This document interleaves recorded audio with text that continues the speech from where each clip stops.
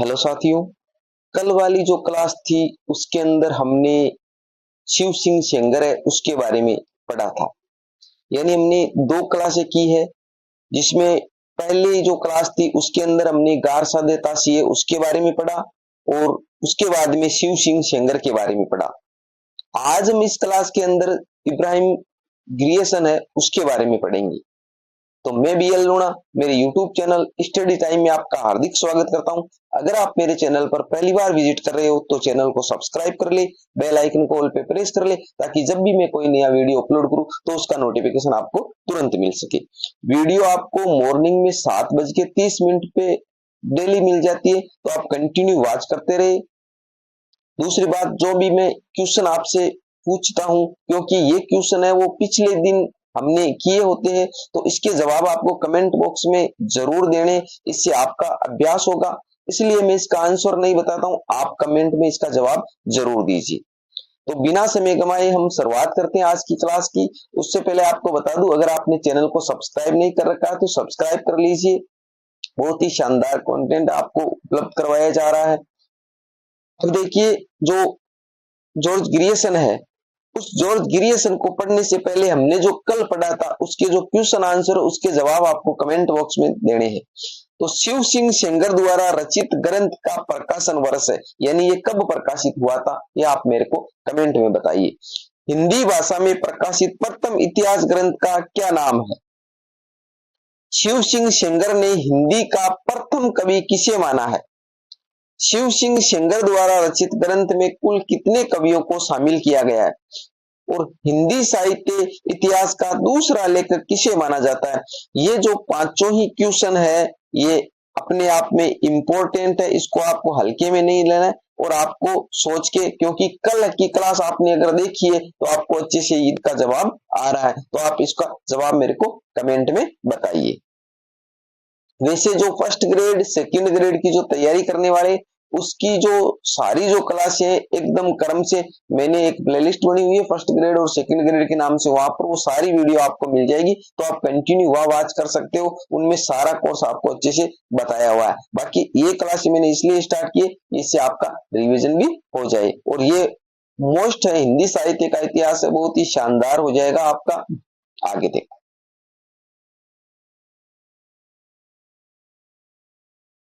अब हम बात करते हैं जॉर्ज इब्राहिम ग्रियर्सन से संबंधित महत्वपूर्ण बिंदु। तो इतिहास लेखन का जो काम किया गया, तो पहले जो गार सादे तोसी थे, 2 नंबर पे हमारे शिव सिंह सेंगर थे और 3 नंबर पे हमारे कौन थे? George Ibrahim Grierson. ठीक है, पहला जो हिंदी साहित्य का इतिहास लेखन हुआ था वो हमारे किस भाषा में हुआ था? वो हमारे फ्रेंच भाषा में हुआ था, जो गार सादे ताशी ने लिखा था। दूसरा जो ग्रंथ है वो हिंदी भाषा में लिखा गया था, तो किसने लिखा था? शिव सिंह सेंगर ने। तो आपको अच्छे से इसको ध्यान में रखना। अब देखिए, आगे जो हमारी जॉर्ज ग्रियर्सन है, उनके ग्रंथ का जो नाम है वो है the modern vernacular literature of Hindustan. Grierson जो हमारे गारसा देताशी थे, उन गारसा देताशी ने जो इतिहास ग्रंथ लिखा था उसका नाम क्या था? इस्तवार द लिटरेचर एंदुई हिंदुस्तानी। ठीक है, शिव सिंह सेंगर है, उन्होंने शिव सिंह सरोज लिखा था। और 3 नंबर का जो है जॉर्ज ग्रियर्सन का, वो है the modern vernacular literature of Hindustan. अच्छे से इसको ध्यान में रखना है। आगे देखो, बात करें हम इसके भाषा की, यानी जो जॉर्ज ग्रियर्सन ने जो ग्रंथ लिखा था वो अंग्रेजी भाषा में था। तो हमारे सामने 3 ग्रंथ आ गए। एक है वो फ्रेंच भाषा में है, पहला जो है वो फ्रेंच भाषा में है, दूसरा है वो हमारा हिंदी भाषा में है, और तीसरा जो हमारे आया है वो अंग्रेजी भाषा में है। ठीक है, पहले है वो जो हमारे गारसा देताशी ने लिखा, दूसरा शिव सिंह सेंगर ने लिखा, और तीसरा वो किसने लिखा है? हमारे जॉर्ज ग्रियर्सन ने लिखा है। ठीक है, इसको अच्छे से आपको ध्यान में रखना है। प्रकाशन वर्ष की बात करें तो प्रकाशन वर्ष है वो 1881 ईस्वी में हुआ था। मैंने पीछे भी आपको बता दिया, पहला जो है हमारा गारसा देताशी वाला वो 1839 ईस्वी में था। इसका दूसरा प्रकाशन है वो 1847 ईस्वी में हुआ था। ठीक है, फिर इसका जो हिंदी अनुवाद किया था वो 1952 ईस्वी में किया था। ठीक है, इसके बाद में हमारा जो ये शिव सिंह सेंगर वाला है वो 1883 ईस्वी में था, 83 ईस्वी में, और ये है वो 1888 ईस्वी में। इनकी जो सन है वो आपको अच्छे से याद रखनी है, अच्छे से दिमाग में सेट रखनी है। 11 अध्यायों में विभक्त, यानी इसका जो विभाजन जो अंग्रेजी भाषा में लिखा गया था, the modern vernacular literature Hindustan, तो ये जो 11 भागों में इसको बांटा गया है, यानी 11 इसमें अध्याय है। 952 कवियों का वर्णन है, 952 कवियों में, यानी 738 कवि है वो किसमें थे, हमारे गारसा दत्तासी वाले में थे। 1003 कवि है वो किसमें थे, शिव सिंह सेंगर वाले में थे। और 952 कवि का वर्णन है वो किसके अंदर है, हमारे गारसा सॉरी ये जॉर्ज इब्राहिम गिरेसन वाले में, ठीक है। सच्चे अर्थों में हिंदी साहित्य का इतिहास ग्रंथ, यानी सच्चे अर्थों में जो 2 ग्रंथ पीछे लिखे गए थे उसके अंदर क्या था, कवियों का वर्णन था और अकारादि क्रम में था, अकारादि क्रम में था, उसके अंदर काल विभाजन का कोई प्रयोग नहीं किया गया था। अब जो बात आती है कि सच्चे अर्थों में हिंदी साहित्य का इतिहास जो लिखा गया था वो कौन सा था, हमारा जॉर्ज ग्रियर्सन वाला। इस ग्रंथ का हिंदी अनुवाद यानी किसने कहा, डॉक्टर किशोरी लाल गुप्त ने किया हिंदी अनुवाद। हिंदी साहित्य का प्रथम इतिहास नाम से किया 1957 में। ये जो उसका है वो 1952 में हुआ था, इसका गारसा दत्तासी वाले का, और इसका 1957 में हुआ। इसका किशोरी लाल वाजपेयी ने किया है, ठीक है, और उसका लक्ष्मी सागर वार्ष्णेय ने किया था। तो इनका कंफ्यूजन नहीं होना, अलग अलग आपको अच्छे से ध्यान में रखना है। जॉर्ज गिरियसन ने काल क्रमानुसार विभाजन किया, ये लाइन है वो मोस्ट हो जाती है यहाँ पर। क्यों हो जाती है, ये मोस्ट इसलिए हो जाती है कि जो 2 ग्रंथ पहले लिखे गए थे, कौन कौन से, एक तो हमारा गारसा दत्तासी वाला और दूसरा शिव सिंह सेंगर वाला, उसके अंदर काल विभाजन का प्रयोग नहीं किया गया था, उसके अंदर अकारादि क्रम लिया गया था। अकारादि क्रम का मतलब है कि ऐसे स्टार्ट होने वाले कवियों को 1 नंबर पे रखा, फिर 2 नंबर पे जैसे आ से, फिर ई से, इस प्रकार जो क्रम चलता है हमारा, पहले स्वरों का फिर व्यंजनों का, उसी प्रकार उसके अंदर कवियों को लिया गया। उसके अंदर काल का ध्यान नहीं रखा, समय का ध्यान नहीं रखा कि कौन सा कवि पहले आएगा, यानी जो पहले वाले समय का कवि है वो बाद में ले लिया गया और बाद वाले को पहले ले लिया गया। क्यों ले लिया गया, सिर्फ उनके नाम के हिसाब से, समझ गए। परंतु ये मोस्ट हो जाता है ग्रंथ, क्यों हो जाता है, क्योंकि इसके अंदर प्रथम बार है वो काल क्रमानुसार विभाजन किया गया, यानी काल के हिसाब से कवियों को विभाजित किया गया, इसीलिए यहाँ पर ये लाइन है वो आई है। कौन सी लाइन, ये लाइन। सच्चे अर्थों में हिंदी साहित्य का इतिहास ग्रंथ कहलाता है, क्यों कहलाता है, क्योंकि इसके अंदर काल का विभाजन किया गया है। आगे देखो,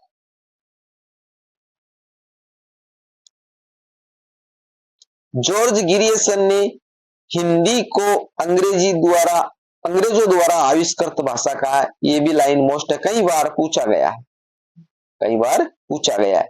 जॉर्ज गिरियसन ने हिंदी को क्या कहा है कि अंग्रेजों द्वारा आविष्कृत भाषा है, क्योंकि जॉर्ज गिरियसन जो इब्राहिम जॉर्ज गिरियसन है वो भी एक अंग्रेज थे।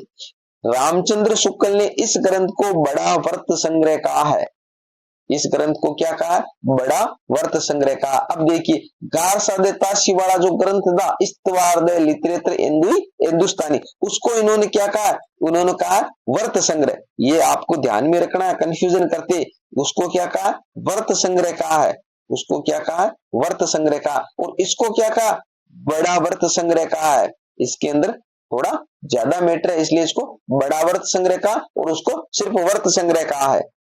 जॉर्ज गिरियसन ने गोस्वामी तुलसीदास पर 12 निबंध लिखे थे, यानी जो जॉर्ज गिरियसन है जिन्होंने गोस्वामी जो तुलसीदास है उसके ऊपर कितने 12 निबंध लिखे थे।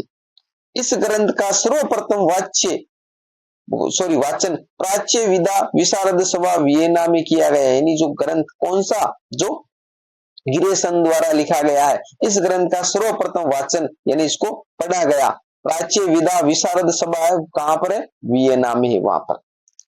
सर्वप्रथम भक्ति काल को हिंदी साहित्य का स्वर्ण काल जॉर्ज गिरियसन ने कहा था, बहुत ही मोस्ट लाइन है और कई बार एग्जाम में पूछी जा चुकी है। यानी हिंदी साहित्य का जो भक्ति काल है उस भक्ति काल को स्वर्ण काल है, वो किसने कहा था, सर्वप्रथम जॉर्ज गिरियसन ने कहा है, ठीक है।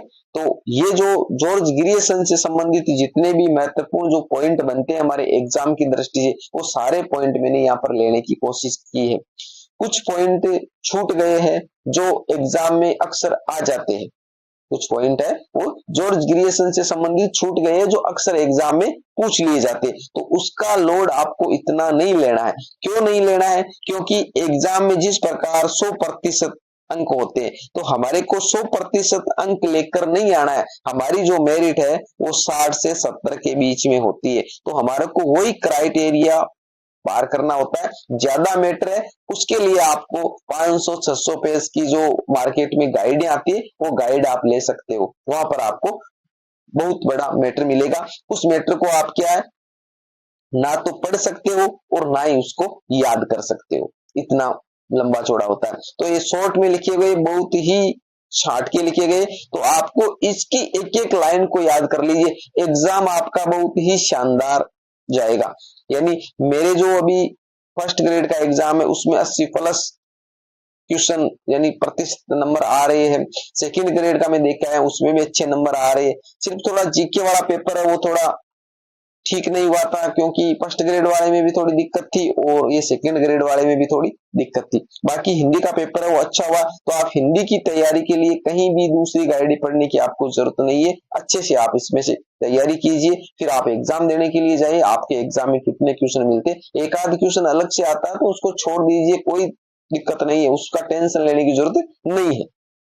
ठीक है, अब इसके बाद में अगली जो क्लास है उसके अंदर हम मिश्र बंधु के बारे में पढ़ेंगे। अगर क्लास पसंद आई है तो इसको लाइक करिए, अपने दोस्तों के साथ में भी शेयर कीजिए, चैनल को सब्सक्राइब नहीं कर रखा है तो सब्सक्राइब कर लीजिए, और जो मैंने आपको क्वेश्चन जो पूछे उनके जवाब आप जरूर कमेंट में दिया करें। मिलते हैं अगली वीडियो में, तब तक के लिए जय भीम जय भारत।